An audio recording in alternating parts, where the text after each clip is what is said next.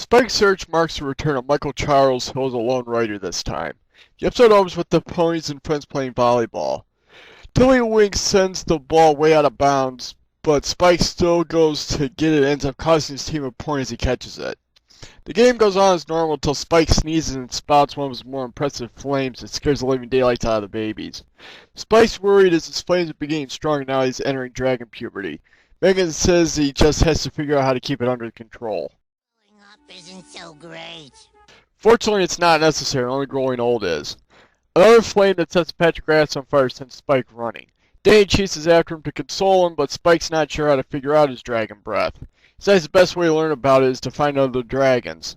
Danny comes with him to help in his search, and they head for rocky territory. They don't find any dragons, but an eagle chick drops in on them. He's looking for his parents because he hasn't learned how to fly yet. He and Spike sing a song about how they're kindred spirits looking for someone to look up to and mentor them. The eagle's name is Weston, and he joins Spike and Danny on their journey as they offer him a place of paradise to stay. As night falls, they see smoke in the woods that belongs to a dragon camp. The dragons don't look like the friendliest bunch, but Spike decides to at least talk to them. Danny and Weston offer to come with, but Spike says that he's fine on his own. Spike approaches the camp, and the two underlings don't take much of a shine to him. However, the leader is willing to let him join their camp if he can prove himself on an errand they need to run. They've offered to protect the local village for some of their food, but the village isn't interested, so they're going to go there and explain things the next morning. And when I say explain things, I mean burn the village down and take the food. Isn't right. I don't think they care. The dragons leave the town in flames, and Danny and Weston see them as well as their handiwork. They go back to Dream Valley and explain to the others what happened. Lockett decides to head to the camp to see what's up. At the camp, the leader asks Spike what he thinks of their way of life, and Spike says that they might be happier if they were more like the ponies, who don't burn down villages and steal food for a living. The only thing that gets through to the dragons is the food part, so they decide to head to Dream Valley for a visit. Lockett spots them and reports back to the others. Danny decides that they should roll out the special welcome wagon for when they have these types of guests. The dragons arrive and see a banner welcoming them and a meal in their honor. They're quick to take advantage of the ponies' hospitality, and leader says that they should keep the grub coming or else. This pisses off Spike as he doesn't want to see a repeat of the village, especially in Dream Valley. However, the ponies know how to deal with unruly dragons. They take out the block holding back the waterfall and drench the dragons and hose them down for good measure. This douses their flames and Megan and the ponies evict them. They leave since they're nothing but thugs who don't like it when people fight back. With the excitement over, there's still the problem of Weston needing a home. Dream Valley's fine, but he wants to find his folks, but his folks find him and take him home. The episode ends with an important coda that the gang Spike ran across doesn't represent all dragons, and Spike can perhaps find more that are like him. I did learn one thing from the dragons. Yeah? What was that?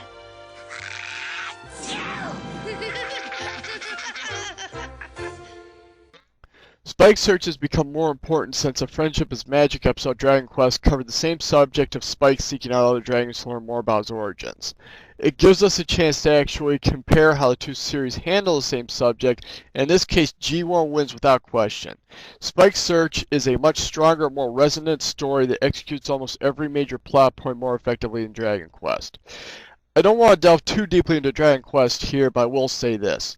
A story about how Spike, despite being accepted in the ponies community, being an outsider and wanting to learn more about his dragon origins should be a touching and uplifting story.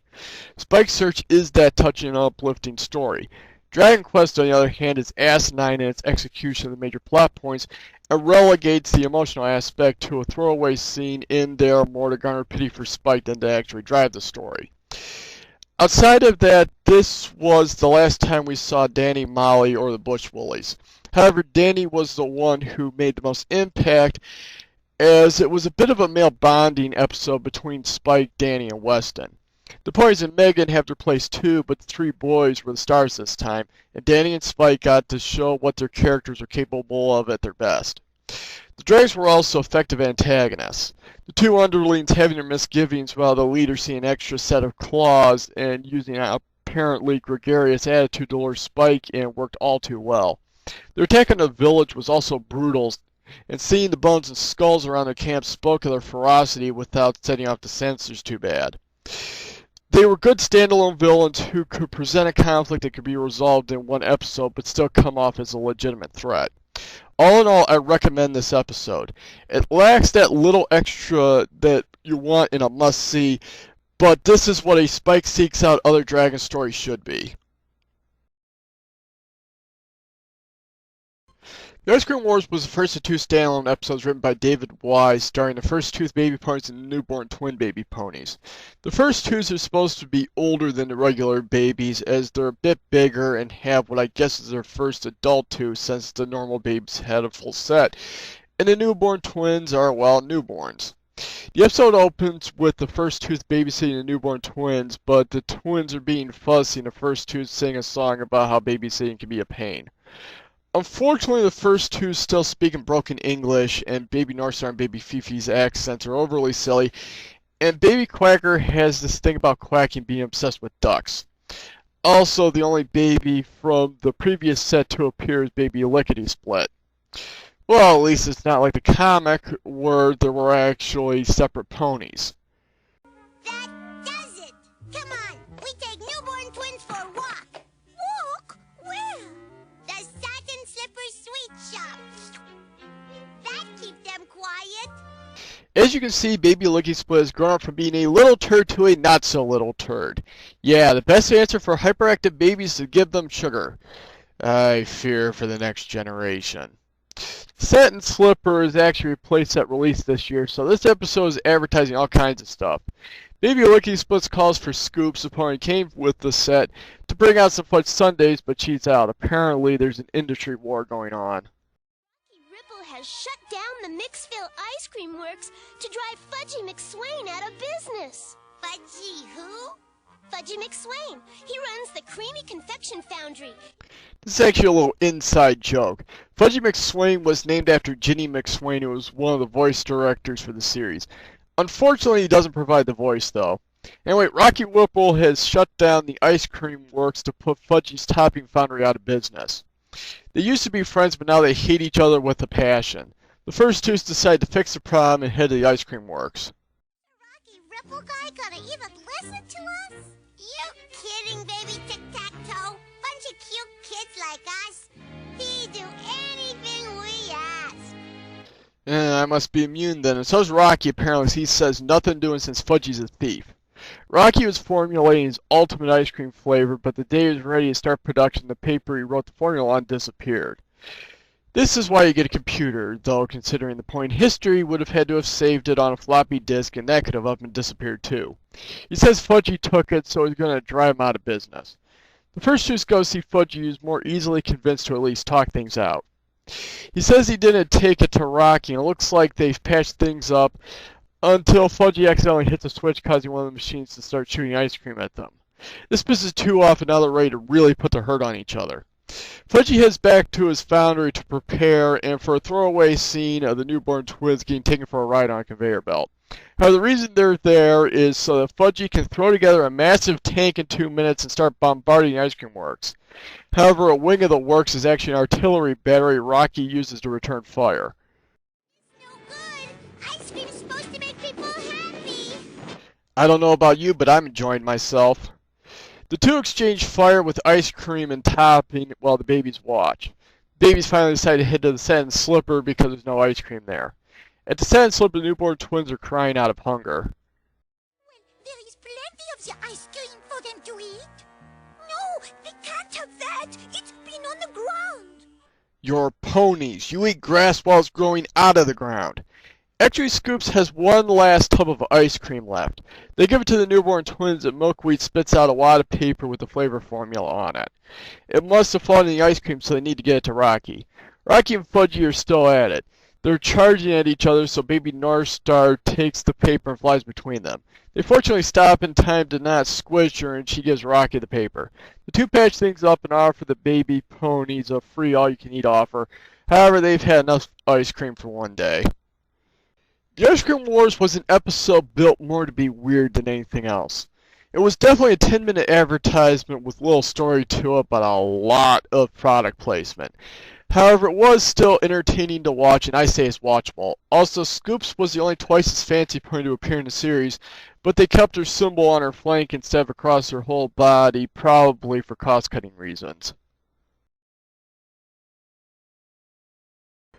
The Prince and the Ponies was the last new episode of the series and the second of David Wise's first two The Newborn Twin stories. It opens with the ponies getting an invitation to the Palace de Bronfort for the weekend. There's going to be a party to honor the newborn twins. This upsets the first two since they're not invited, and their response is to make a scene by piling on top of a ball with Quacker dressed as a duck on top.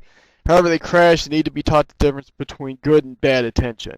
Ruben explains that newborn babies just need more attention in Cherry Jubilee, as it doesn't mean that they don't love the first two any more or less than the newborn twins before they leave them behind. And then we cut to the ponies arriving at the palace. Oh, the little ponies, entree! Have you ever seen anything so glamorous? Not since I looked in the mirror this morning, darling. Glad to see Heartthrob still Heartthrob in the end. They head to the bedroom they'll be staying in and comment on how huge it is. However, they have a visitor as a well-dressed girl shows up and asks if they've seen her brother. She then runs off when she hears knocking at the door. The steward is there and he says dinner is served. We meet the Duchess of the Palace who likes to shout as well as her daughter who wants a pet like the poodle her mother has. The ponies then make their presence known.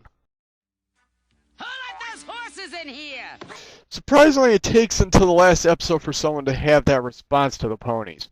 Her daughter corrects her and she welcomes them to her table. The Duchess isn't the most refined person, but she knows how to throw her weight around. She offers to have the newborn twins taken back to the ponies' room since they're nodding off. Heartthrob asks about the girl, which makes the Duchess whisper about how a Suzette should be locked up to one of their staff, and she then turns around and says the ponies must have been seeing things before going into the turkey caveman style. The first two in the meantime decide to crash the party. Spike chases after them, knowing he can't do much to baby ponies, but he should at least be there for damage control. The ponies have decided to cut the getaway short since one night with the Duchess was too much. However, the newborn twins' carriages are minus newborn twins, and some guards show up to arrest them. The first two in the meantime are on their way to crash the party and sing about how much the newborn twins pissed them off. Spike tries to sing them down, but they aren't having any of it.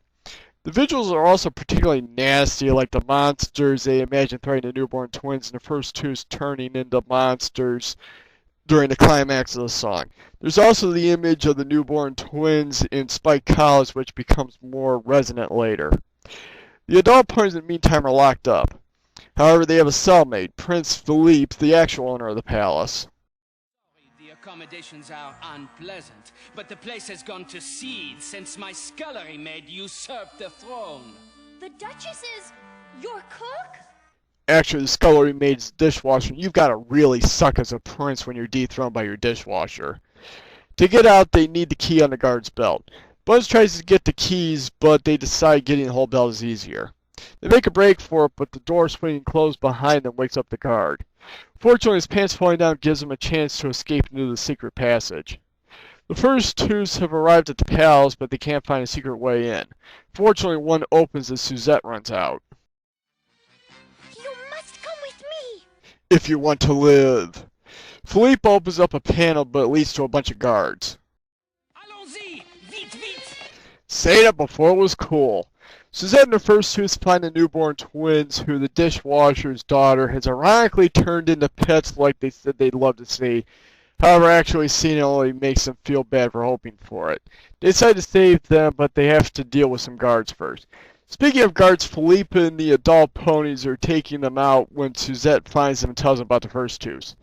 They find them fencing with the guards and actually holding their own. They make it to the room where the newborn twins are and convince the guards that the dishwasher's an asshole. They toss her back in the sink room, and Philippe is back on his throne to close out the episode and the series, save for the rebroadcasting of Escape from Katrina. The Prince and the Ponies was another fun little outing. The story was silly, but the first two seeing their malicious hopes come true and only find they didn't like it was a strong moral. The Duchess wasn't much of a villain, but she wasn't meant to be. Really, the fake French accents are the only thing I would call truly irritating about this episode. However, it doesn't really have that feel of a final episode. It was just a random story. I guess for a show like this with no real overarching plot or main villain, it would just end. It's just that ending the series on, say, the Golden Horseshoes or the Return Tambalon would be sending the show off with more of a bang.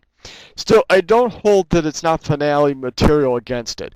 It's a watchable episode. However, it is a finale all the same, and a final farewell to the ponies as well as Spike.